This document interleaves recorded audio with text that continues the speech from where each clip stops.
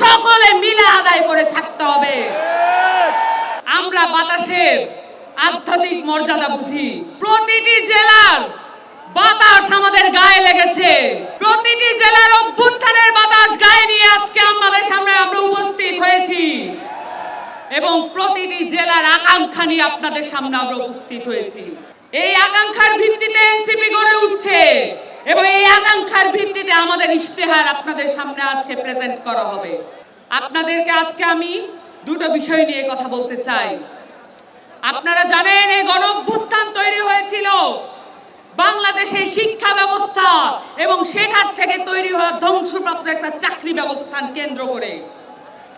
বাংলাদেশের যতগুলো লড়াই সংগ্রাম আছে সবকিছু কর্মসংস্থানের ভিত্তিতে হয়েছে এবং শিক্ষা স্বাস্থ্য নিয়ে হয়েছে।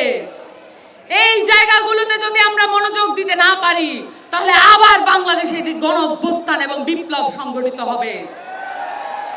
আপনাদের সামনে আজকে একটি যুদ্ধের প্রস্তুতির ডাক নিয়ে আমরা এসেছি। শিক্ষা এবং স্বাস্থ্য সেই সাথে আমাদের সংস্কৃতিকে অবহেলা করার কোনো সুযোগ নাই।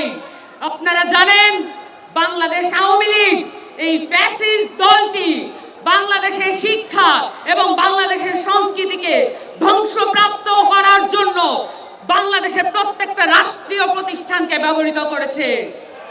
এই রাষ্ট্রীয় প্রতিষ্ঠানগুলোতে আমাদের মুক্ত করতে হবে। আমরা এটা জানি শিক্ষার সাথে হেকমতের সম্পর্ক। আমরা আমাদের বাংলাদেশের নতুন উদ্ভাবনী ক্ষমতা হেকমতের সাথে সম্পর্কিত করতে চাই। বাংলাদেশের শিক্ষা হবে সার্বজনীন। এই শিক্ষা শুধুমাত্র কতিপয় ব্যক্তিকে জাতে উঠা টুলস হিসেবে ব্যবহৃত হবে না। এই শিক্ষা হবে প্রত্যেকটা মানুষের।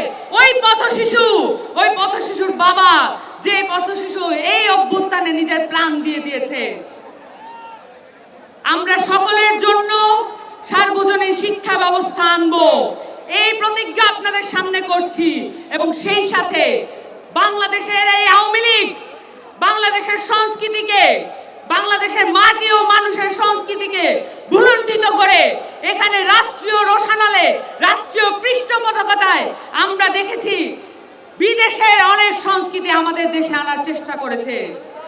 আমরা দেখেছি বাঙালি জাতীয়তাবাদের নামে বাংলাদেশে একটি এমন সংস্কৃতি গড়ে তোলা হয়েছে যেখানে আমাদের মাইজ ভান্ডারি গান নাই, যেখানে আমাদের আব্দুল করিমরা নাই, যেখানে আমাদের রমেশ শীলরা নাই। আমরা এমন সংস্কৃতি গড়ে তুলতে চাই যেখানে আমাদের গণঅভ্যুত্থানের কথা লেখা থাকবে, যেখানে আমাদের গণঅভ্যুত্থানের সংস্কৃতি লেখা থাকবে এবং সেই সাথে আপনাদের সামনে আজকে ঘোষণা দিতে চাই বাংলার এই ইয়াজিদ শেখ হাসিনার বিচার আমাদের সকলে মিলে আদায় করে থাকতে হবে। এই ইয়াজিদ শেখ হাসিনা বাংলাদেশের মাটিতে বিচারের আওতায় আসবে। আমরা এই যুদ্ধের আহ্বান নিয়ে